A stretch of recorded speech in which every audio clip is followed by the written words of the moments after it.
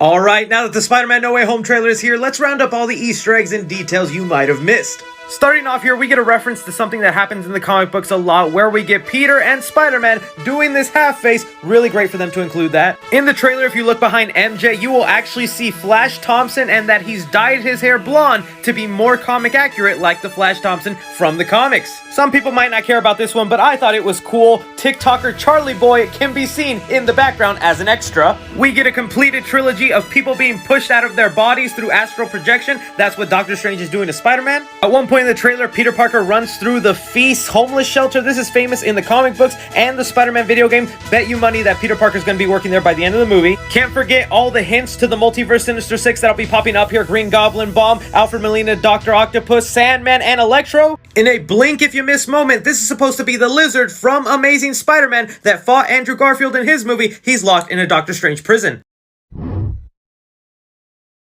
Marvel dropped a Spider-Man trailer last night, and I'm telling you, something ain't right. Peter wants reality to be changed. But I don't think that was our Doctor Strange. Why would he cast a spell to change everything when he just told Wanda the danger it brings? Knowing all the outcomes is his sworn duty. And he'd throw it all away to help his boy get some booty? The entire trailer left me perplexed, so I had to consult the sacred text. The Spider-Verse comic is very fun, but this movie isn't based on that one. There's another arc called One More Day, where his identity is secret, but he lost MJ. He's led down a path of his own demise by a devil in disguise. That's why that man is not Doctor Strange. It's why he lets Peter call him a different name. It's why the scene in the train station wasn't a friendly situation. And even though the Time Stone was lost long ago, this guy is still wearing the Eye of Agamotto. If Peter let this imposter cast a spell on his own, he really might have no way home.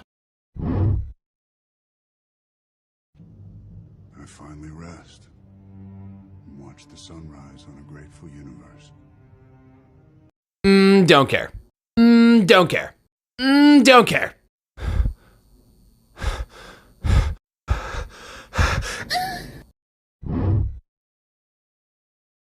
Alright, so let's talk about my prediction for what I think is going to happen in Spider-Man No Way Home. Consider this my more safe version of the story, but I'm going to make a more out there version of the story for another video. We know that Peter goes to Doctor Strange for help to ask to have everyone's memory of his identity erased. Doctor Strange breaks the multiverse in the process. Next thing you know, there are villains from previous Spider-Man movies pouring out of it for him to fight. Now we know Doc Ock is here. We also have Green Goblin, Electro, possibly Sandman, but it looks like Sandman is protecting Peter from Electro. Which kind of fits because if they're also bringing Thomas Hayden Church back as Sandman, the last time we saw him, he reconciled with Peter at the end of Spider-Man 3. Now that is a huge variable, but I'm putting it on your radar. Also, I'm starting to realize more and more that this might be the Lizard, because before he's attacked, it looks like Peter is in a sewer, which is where the Lizard usually lives. Now what I think is going to happen is that Peter's going to fight all these villains throughout the movie, and the villains are eventually going to catch wind of each other and team up towards the end. A la Sinister Six. That's why in the trailer you see that Green Goblin's Bomb and Doc Ock are on the same exact bridge, leading me to believe this is a team up in the final act. And this is where Tobey and Andrew will show up to lend a helping hand. And Otto will see Tobey's Peter leading him to say this. Hello, Peter.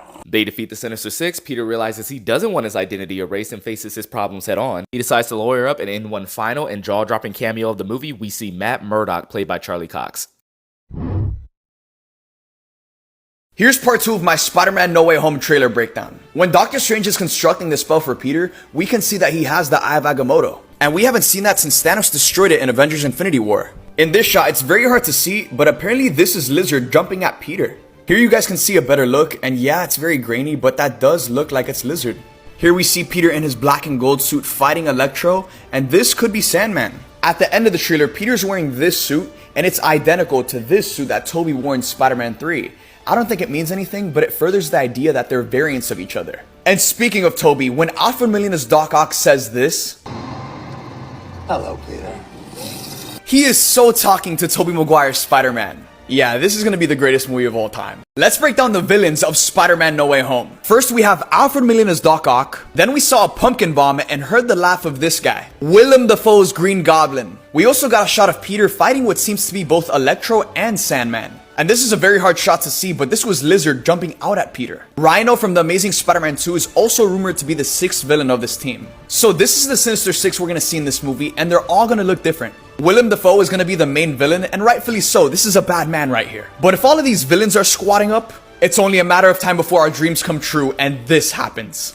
I've been seeing a lot of confusion involving the Spider-Man No Way Home trailer because some people are wondering how are these multiverse villains popping into Tom Holland's world when they died in their other universes? Well, I'm going to explain to you how. So in the trailer we learned that Doctor Strange will be performing a spell using Peter Parker's hair strand to make the world forget that he is Spider-Man. But because Peter Parker cannot shut up during this spell, it causes a rift in reality, and now people connected to Spider-Man's DNA from the multiverse will be popping in. Which is why it's exclusively Spider-Man villains showing up and not random other multiverse Marvel characters. It's all connected to using Peter Parker's hair strand. Now you might be wondering, okay, if these guys are all from the multiverse and separate realities, how are they going to band and work together to form the Sinister Six to go after Spider-Man? Well, they do have one thing that connects them all. Once these villains start popping up into their world, Doctor Strange will start collecting them one by one and putting them in a prison until he can figure out how to put them back into their realities. In this quick moment of the trailer where we get a snippet of the Lizard, you can see he is in a Doctor Strange prison because that invisible wall protected Peter from him trying to slash at him, so he's locked away. From there, the villains will begin to talk to each other and ask, what's the last thing you remember? And most of them will say they remember being killed off by their universe's Spider-Man, which is the common thing they will hold together to go and fight Tom Holland's Peter Parker. It's also the thing they'll use to manipulate Tom Holland to make them escape from the prison. This is why Doctor Strange and Spider-Man are fighting in this scene, because that cube is the key that holds them in that prison, and Tom Holland believes if Doctor Strange sends them back to their reality, they will die, and Spider-Man does not want people to die, so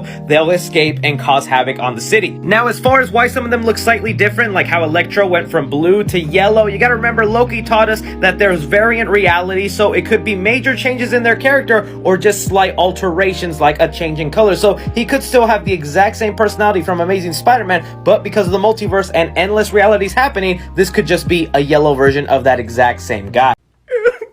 What are you doing in my house? What are you doing in my house? I want waffle fry. I showed my students the Spider-Man trailer. Sage out the universe together. I think we're beyond you calling me sir. Okay, Steven. That feels weird, but I'll allow it. They did not pass the vibe check. The entire world. What just happened? Right? Careful what you wish for, Parker. Oh my gosh. Correction.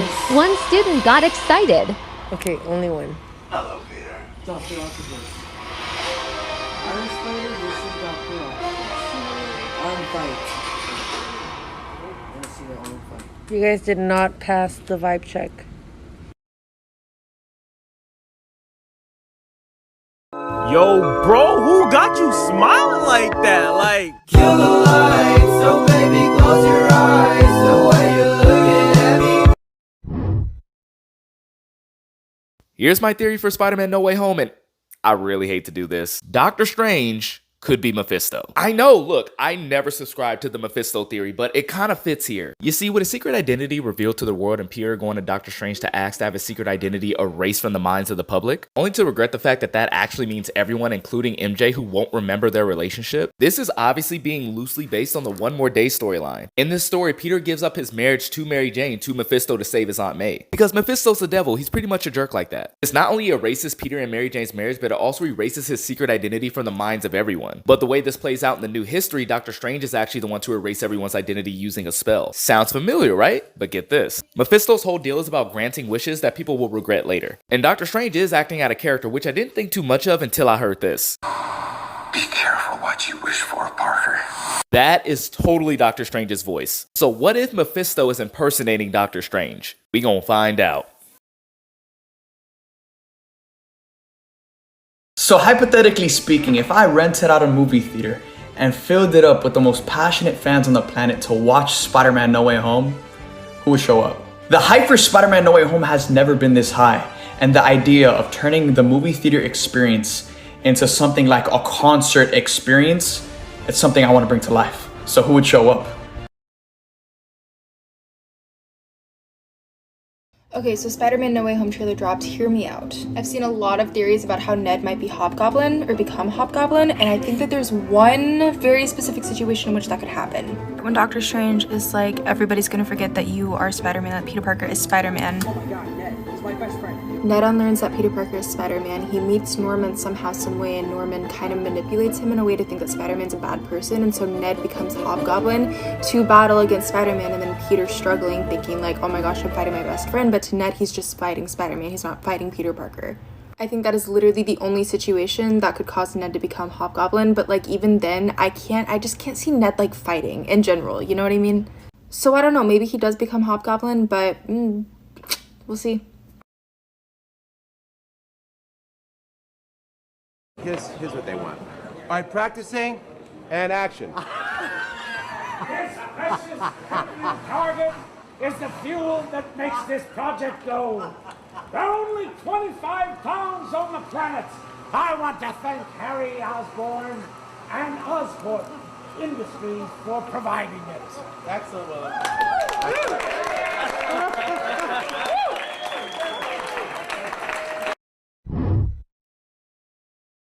This is a very good question, so let's talk about Alfred Molina's return as Doc Ock in Spider-Man No Way Home. And this question is right, last time we saw Doc Ock, he sacrificed his life to save New York City. But back in April, in an interview with Vanity, Alfred kind of revealed how Doc Ock was returning. Alfred revealed that he asked John Watts, how could Otto Octavius return? He died in Spider-Man 2. John told him no one really dies in this universe, and told Molina, you are the same exact Otto Octavius you were in Spider-Man 2. So he didn't die, that machine or some mysterious being might have pulled him through the multiverse. And the reason Alfred looked like he hasn't aged a day since Spider-Man 2 is because they're using de-aging technology on him like they did Robert Downey Jr. and Samuel L. Jackson. So it's confirmed that this is Tobey Maguire's Doc Ock, not a variant, but the actual Doc Ock.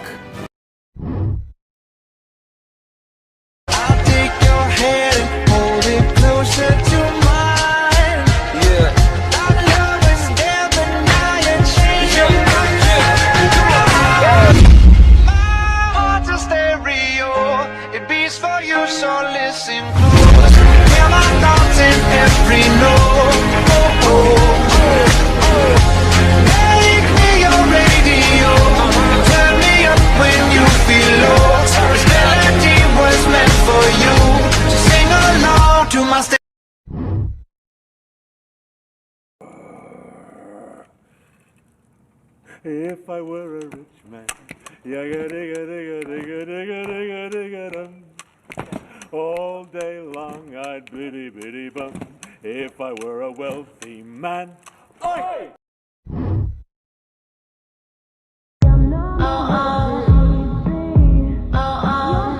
Hello, Peter.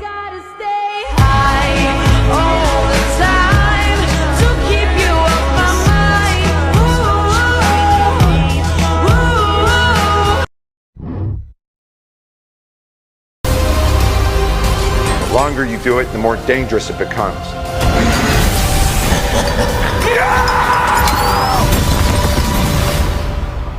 Be careful what you wish for, Parker.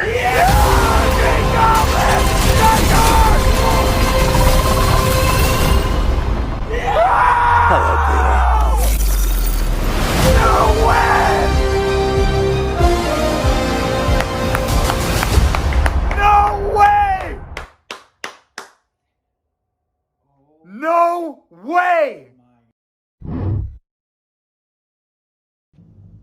I finally rest and watch the sunrise on a grateful universe. I rented out a movie theater and filled it up with the most passionate fans on the planet to watch.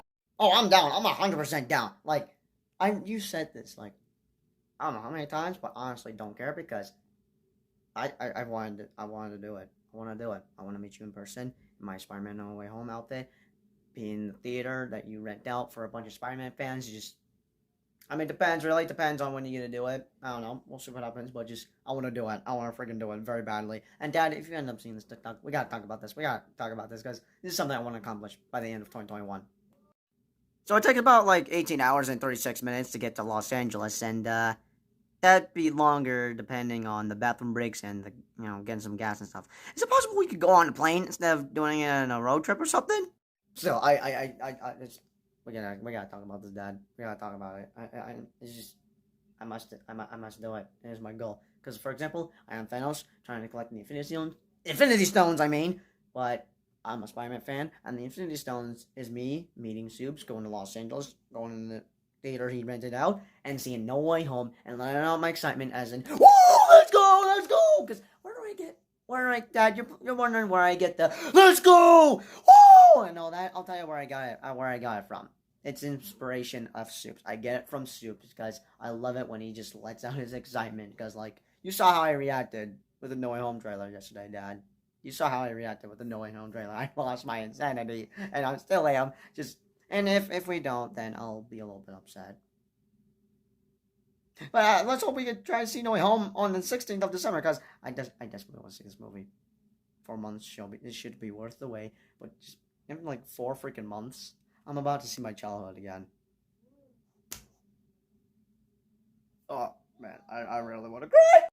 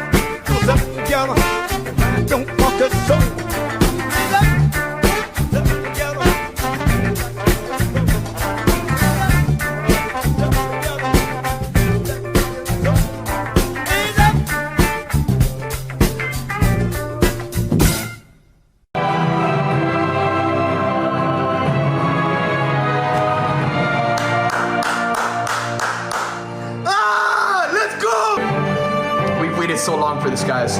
Name a superhero for an edit. How about all 3 Spider-Men? How about all 3 Spider-Men? Yeah. We're manifesting. And this one is for the champion.